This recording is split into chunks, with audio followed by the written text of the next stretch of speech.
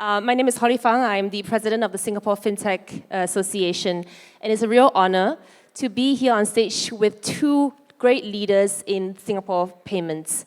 Vanessa has already introduced them, and they actually need no introduction. But we're in this topic of payments, and I think payments has never moved faster than it has today. There's a saying that recently came up. I heard it from Jeremy, who's the CEO of Liquid Pay, and he said there are decades when nothing happens, and then there are weeks when decades happen. And I think that really describes what we're witnessing right now in the space of payments, from cards to QR codes to real-time payments to digitized assets, tokenized assets, and global crypto rails. And we'll dive into each of that today. We have Lawrence, who represents the foundation and the backbone of Singapore's payment infrastructure. And we have Hassan, who represents the view from the frontier. We're talking about what the future of money movement holds for us. So we'll start off with light-hearted questions for both of you. Since we're talking about payments, I have a question. Maybe just in 1 minute, what is the recent experience with payments where you felt, wow, this truly changes everything? Hi, good morning. I don't know whether it's really recent, but maybe if I go way back in terms of having been around for too long, where payments was done on a zigzag machine. I don't know whether there are people here old enough to remember that, where the card is embossed and it's done on a zigzag machine and not even on a terminal. Till today, it's very mobile driven. And what really had a big impact on me was maybe nearly 10 years ago, where websites were not mobilized. And I even had a KPI for my team, and at that time I was with PayPal, that we needed to increase the websites, to mobilize websites, because the payment conversion increases significantly with mobilized websites. Right? So that, to me, was the beginning of where we are today in terms of payments being driven out of a mobile phone, whether it's online, offline, or omni-channel. So yeah, mobile payments and mobilized websites enabling higher conversion, to me, was a big kink in payments. Thank you. Hassan? Yeah, good morning, everyone. It's really exciting to be here, and congratulations to Sumsub for this inaugural WTF Summit in Singapore. And I thought it was a phenomenal keynote by former FATF chair, Mr. Raja Kumar, as well.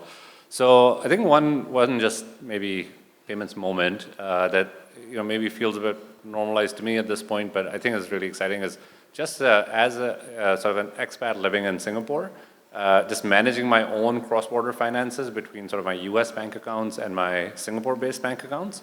And so what I just do now is I just sort of convert my Sing dollar to local stablecoin or a US dollar to USDC 1-for-1 on my own platform. And then I'll just ferry it over to the US, where I get the same sort of off-ramping, and then I can either choose to keep it there and sort of make it productive, or be able to disperse out bill pay and all of that.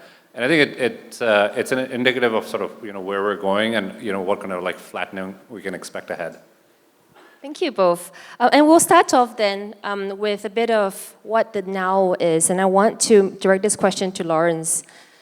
So Lawrence, you've led Nets through Singapore's digital transformation, from cards and QR codes to cross-border real-time payment linkages. What do you see as the biggest behavioral or structural shifts in how people and businesses pay today? Thanks.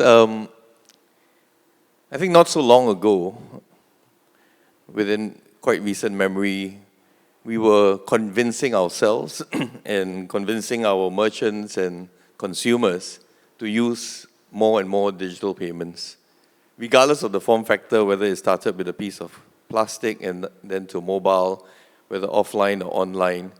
The push for digital payments, maybe the common words used was, it is safe, it is secure, don't worry, please use. Right? And I think kudos to the whole industry and the whole ecosystem. Today, digital payments in many places is very well penetrated. So I think from a behavior standpoint, we have definitely moved quite significantly to more digital payments. And the focus now, I would say, is not so much safety and security, but it has to work all the time. Right? So resiliency, we have to, now as payments payment options providers, we have to be available all the time, right? From a 5-9 standpoint, we got to fulfill the promise that we have made to our customers because we have been encouraging them to use more digital payments. And now that they are, I think we have the obligation to make sure that we are resilient and able to meet their needs at any time.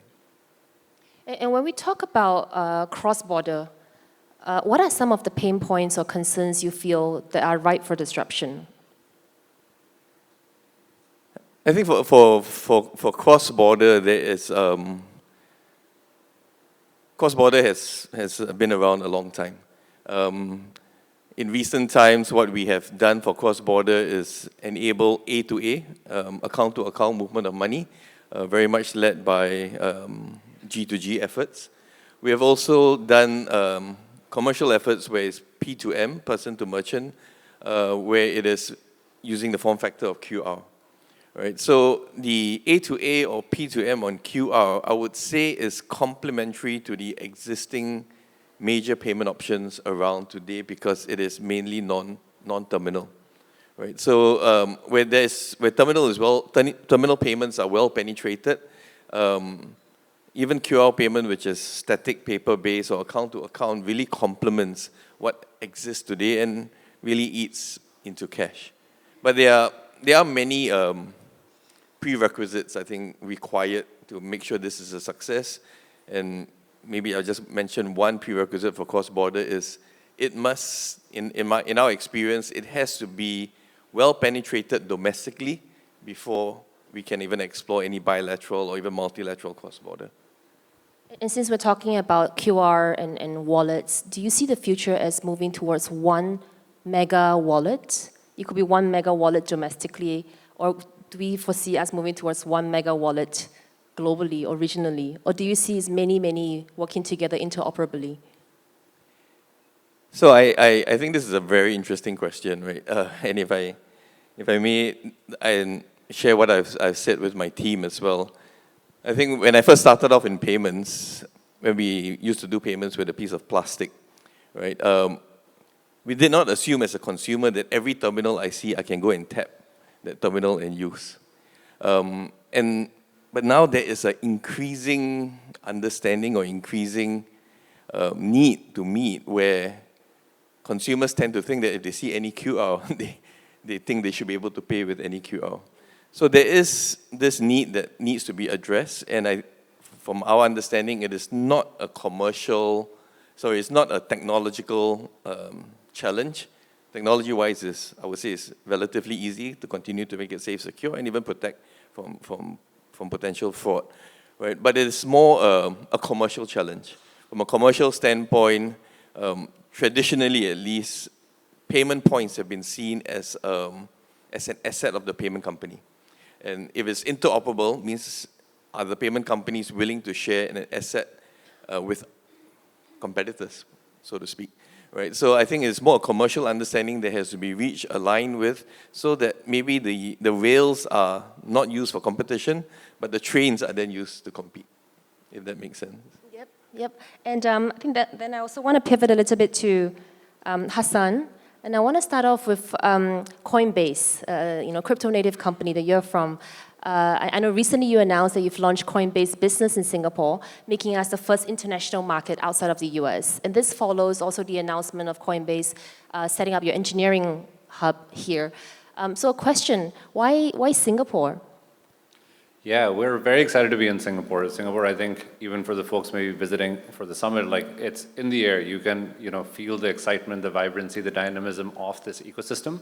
And about 4.5 years ago, when I set up the office over here for Coinbase, one of the big reasons why Coinbase chose Singapore, among the many reasons that many other fintechs also choose Singapore as their APAC hub, it's business friendly, you have access to talent and all. Was that there was already regulatory clarity in Singapore for digital assets as early as 2009. So Singapore has been, much further ahead than many other hubs and jurisdictions on thinking about what's coming next and what is sort of the best way to balance innovation and consumer protection in a way that they can really kind of avail sort of these major technological shifts. So when we first set up shop over here, we had thought maybe this would be a sales coverage office. Then we saw the PS Act was announced with sort of the licensing frameworks. We applied for the license. But then one interesting thing that happened along the way is that we actually started seeing that we were getting incredibly, top-tier talent in Singapore. And so we've set up our engineering hub over here, and we have this sort of concept of a full stack team within Singapore that allows us to build in the region for the region, and so we can do kind of very quick feedback loops with our users and be empathetic. As part of that expansion, we've been servicing consumers, accredited investors, and institutions. But we saw that businesses are an underserved segment that are not getting full access to this technology. Because if you try to onboard on the institutional side, it's very heavy financial institution-esque onboarding, and consumer onboarding doesn't work for entities. So we've basically taken the best of both and are providing kind of SME and startup-specific onboarding, customer service, and core features that work for them. Things like invoicing, payroll, ERP integrations. That's all part of the stack that we announced last week at Singapore FinTech Festival, and we're very, very excited to do more here. Wonderful, thank you. Thank you on behalf of Singapore. Thank you for the investment and the growth. And I'm going to ask you the same question that I asked Lawrence, since you're talking about using tokenized payments to address payment challenges, whether it's for consumers, for businesses, or institutions. When we talk about tokenized payments, how do you see that solving problems for cross-border today? Yeah, so last week at SFF, really the only two topics that were across the board were just stablecoins and AI. And I think that sort of, we're in this kind of stablecoin summer, as people are calling it, since the passing of the Genius Act. And even in this part of the world, if you look at sort of some of the trends in Singapore, Singapore has, I think as much stablecoin flows as the US does. So even when Treasury Secretary, Scott Bessent was here, that's one of the things he brought up in his agenda with PM Wong, that we're very excited to see the growth of stablecoins, out of Singapore. And so I think that is just some, telling of, where things are going. The technology is the technology. I think there has to be sound regulation under it. But in terms of meeting user needs, again, it's a very connected, vibrant ecosystem. If you look at I think the Temasek SCA Digital Economy report that just came out, I think it's, over 800 billion now, 7.4x, growth in GMV over the last decade. And it's all happening really kind of, ASEAN, Southeast Asia, and then, beyond in APAC, and especially with mainland as well. So I think we're just seeing a lot of use cases of, look, how do I, just get started quickly, cheaply, and just, with 24/7 settlement capabilities of paying my vendors, paying my employees who are now kind of spread out on a contractor basis. And I think those are the first set of pain points that businesses and consumers are starting to solve. And I think then the question for both of you, we're all solving the same challenges and the same pain points to make payments cheaper, faster, more instant, more efficient, safer, secure.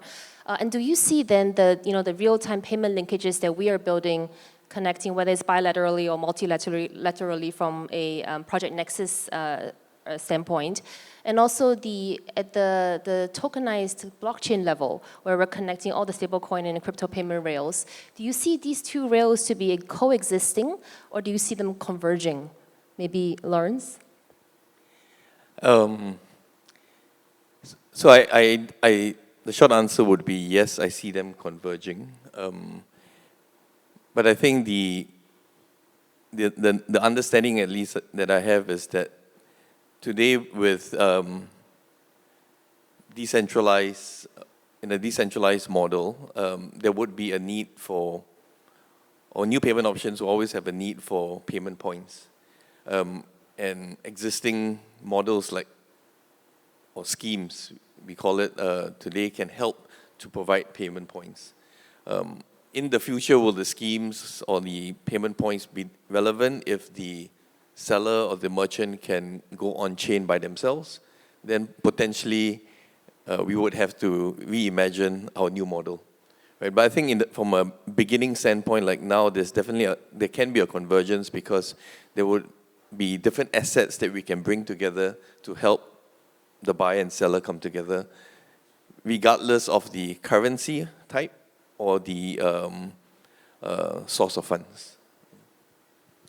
Yeah, I'm in agreement. I think it's about giving consumer choice and having merchants be able to accept a wide variety of payment methods and stored value without having to do a lot of heavy lifting. So that's where like PSPs come in, that's where integrators come in, that's where core processing systems come in. Payments is the ultimate ecosystem game. The whole value chain is not something that one company, one rail, or one even government can really solve. Consumer expectations are only increasing, in terms of convenience demands, in terms of real-time functionality, and I think this is where we're all really kind of connected and trying to work together to provide something that is sound, secure, and available, in the way that like consumers and merchants are wanting to get there. Who do you think will eventually be owning that user experience? Do you think would that be the banks, fintechs, or protocols? Maybe Hassan. Yeah, so I don't think there's going to be one clear winner out of all of this. I think payments and just financial services and this fintech again like is incredibly vibrant. I think payments gets some level of network effects, but it's incredibly fragmented. I mean, time and time again we see startup after startup, like you think payments is saturated, but then there's this unicorn after unicorn that like keeps launching in this space. And I think what that basically tells us is that the journey is not finished. The pain points are sort of fractal in the sense of like once consumer gets used to certain expectations, then there's sort of the next level of challenge that businesses are trying to solve for them, and there's just a long way to go. So I think front ends, where relationships exist today, could be sort of the banks of the world. It could be I used to work at Venmo before. Like Venmo was a huge kind of consumer breakout payment method in the U.S. E-wallets, and now self-custodial wallets as well as kind of digital asset exchanges. I think it's sort of going across, and I think as history suggests, I don't think that it's going to converge into something singular. I do think that there's going to be many winners over time. I think if I use the traditional vocabulary of open loop and closed loop, right? In a closed loop environment where the payment option has a contract with both the buyer and the seller, they would then definitely have more control on the user experience. The challenge of closed loop would most of the time come with higher scale, whether they can achieve scale.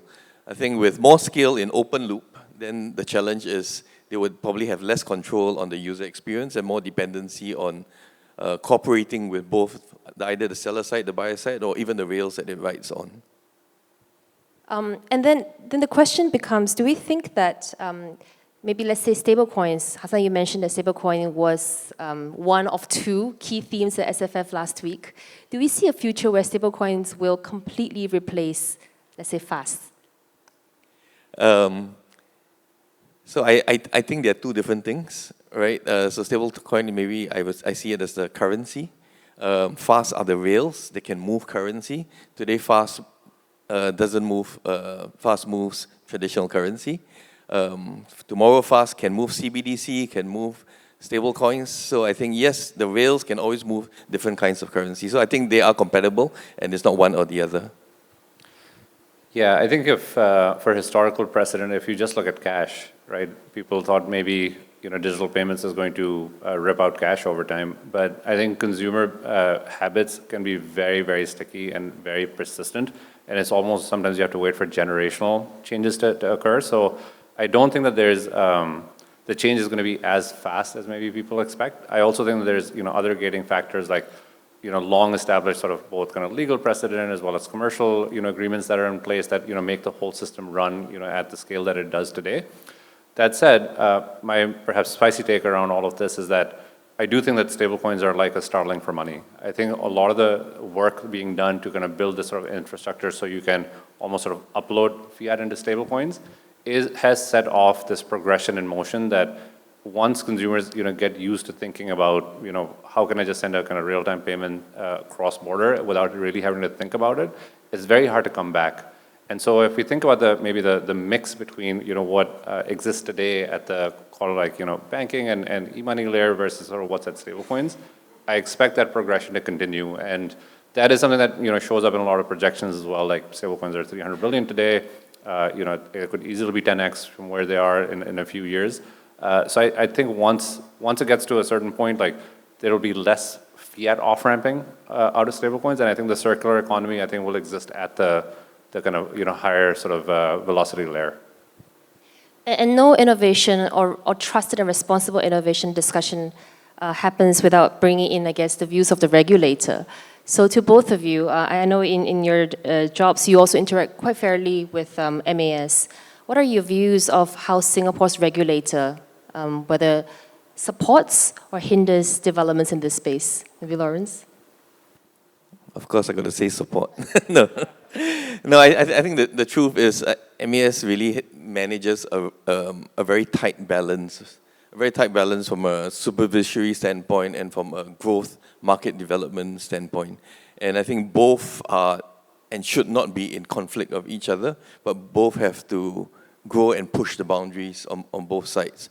Right. So on the side of market development and expanding, we have been a part of different national or even cross-border linkages that have established so far. I think the one thing that that we have done recently in the last 12 months or so is what we call here in Singapore SGQR+.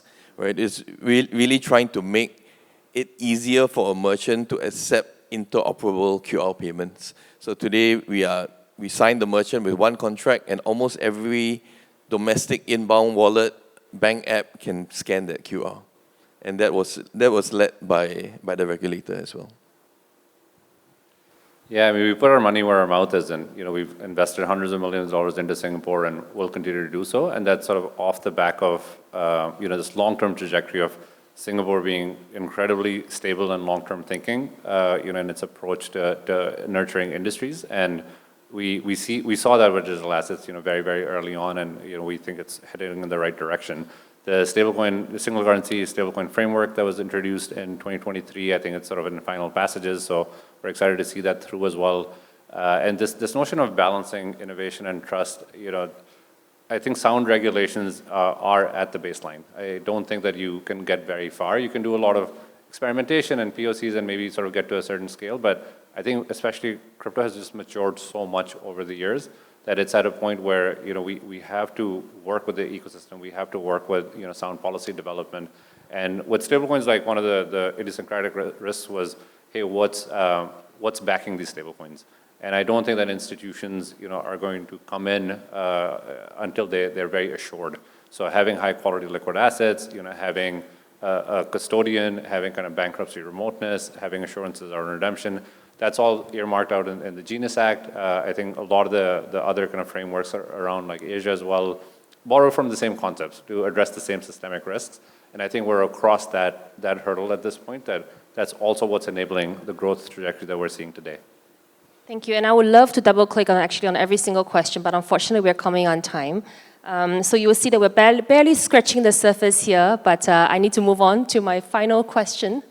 So looking ahead, we actually touched on this already, I think, in each of your responses earlier, but maybe let's just do a little bit of a crystal ball gazing now for our final question this morning. What is one big, bold prediction from each of you for the future of money movement? Sure. Okay, if I start first, I mean, I always thought that I was very lucky to enter into payments. I used to say I was in the card business, and then now it changed to payments, because regardless of the economic cycles, there's always an opportunity to eat against cash, and the industry can grow regardless of industry cycles. And now that we have been successful in certain markets where we've been highly penetrated into cash, we have now new currencies that are coming up that are helping drive and grow even more payments and even more economic growth.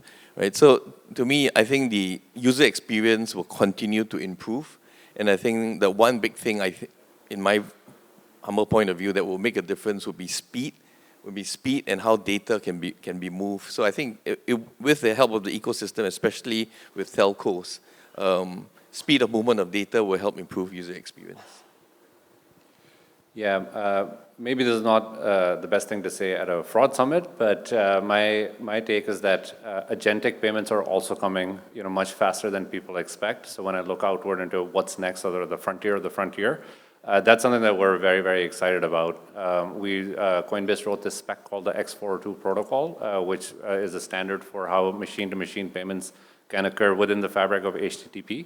And we are working actually with MAS's new initiative called Project Bloom on the agentic payments side to bring this to reality, so that we can both kind of innovate very quickly so that, where there's probably going to be some kind of KYA at some point in the future, and then also think about like what are the guardrails we need within the kind of confines of this project so that the thing can grow safely as well. I like that. We have KYB, KYC, and now we have KYA. And with that, we've come to the end of this panel. Thank you to Lawrence, thank you to Hassan, and I think the future for payments is bright, whether it's real-time payment linkages or developments on the DeFi world, whether it's a convergence or existing in parallel. I think at the end of it, it benefits you and I as consumers, as businesses, merchants, and as economies as a whole. So thank you very much. Thank you.